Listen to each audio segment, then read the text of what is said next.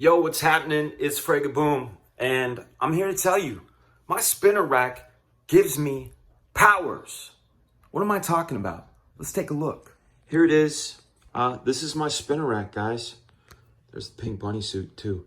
This is my spinner rack, and I tell you, it gives me powers. When I say it gives me powers, what do I mean by that? Well, I filled this whole thing with comics that make me happy, or comics that I have history with, like this right here. Very first comic I bought at the Quick Mart the day I found out that comic book stores exist. I ended up getting this comic, flipping through it, saw that it said first appearance of a hero was in a certain issue, and I asked the guy at the Quick Mart if they had that issue. He thought I was crazy. He said, "We don't keep that stuff." And then some guy there at the Quick Mart said, "Why don't you just go to the comic book store?" And I said, "What the hell are you talking about, comic book store?" This, of course, is the first appearance of Cloak and Dagger. I ended up having to buy another one of these, but this was one of the very first back issues that I ever got. My grandpa hooked me up with this. We bought it at Comics and Comics in Berkeley way back in the 80s. And I had to have it because Cloak and Dagger were my gateway comic. I loved Cloak and Dagger. This, of course, is, well, we're not going to go through these comics. We're not going to go through these one by one. I'm just going to talk to you about why my spinner rack gives me powers. And eventually we'll do a series about each of these comics and why they're special to me. So this right here on the top of this rack, that's Dan Fraga comics. I'm talking in third person. We got some Stephen Platt here. This charges me up. I've got Prophet. I got the Prophet Ashcan. As you could see, I'm a Stephen Platt fan. Big fan of his. Big fan of the man. My Spider-Man 1. Raphael Grandpa, of course. We got none other than the awesome Cyberfrog. That too gives me powers, makes me feel good.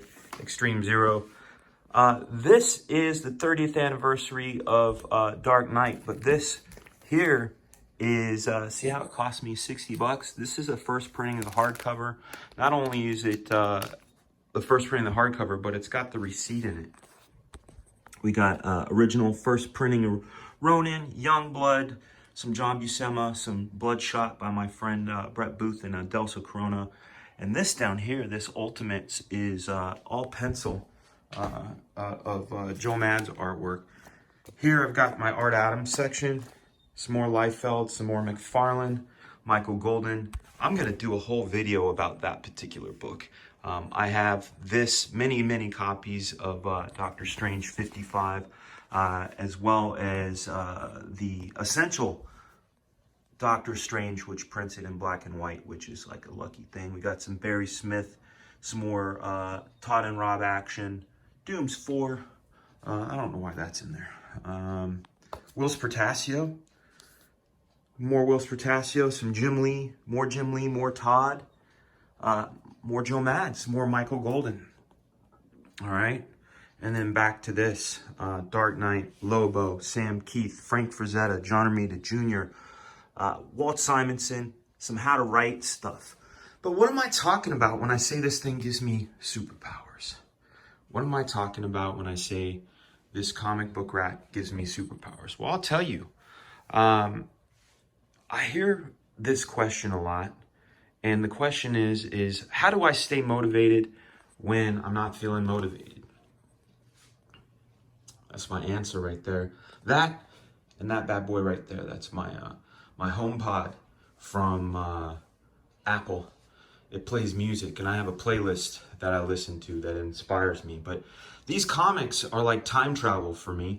And standing next to a rack, if I was 12, I'd be about that tall. But standing next to the comic rack and being able to peruse the comics that made me want to draw comics, especially this comic. This comic changed my life. It makes me feel a certain way, and I try to recapture those feelings when I stand next to my comic rack. I try to, and it's very easy. I listen to the music at the time. I grab this comic. Obviously, this one's still in the poly bag, but I remember exactly where I was the day I bought this. I bought this. I bought the black cover with the silver ink. Of course, I opened it up.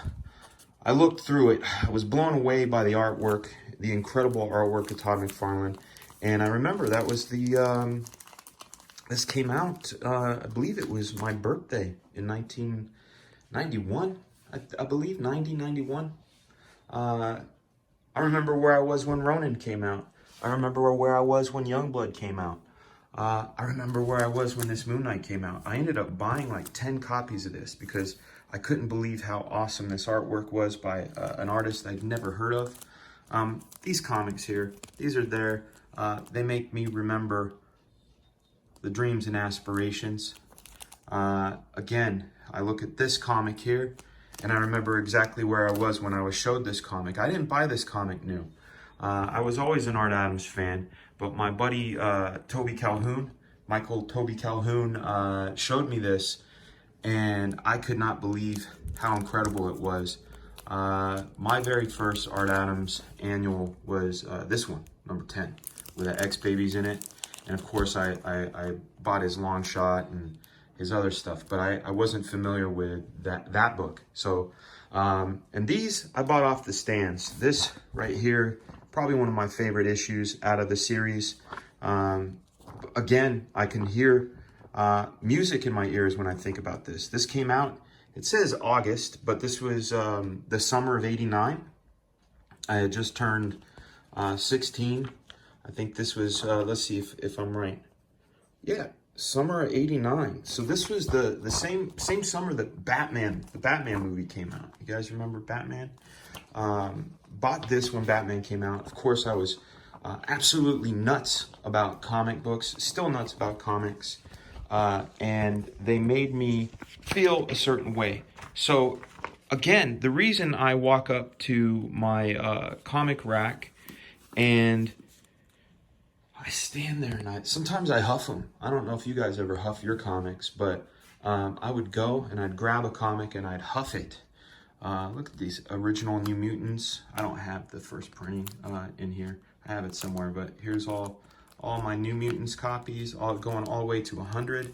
I have a lot of layouts. I own a lot of layouts to this book. We'll do a cool thing on each of these books. I think we can do a whole series on my spinner rack in the Wise, and I'm probably going to do that.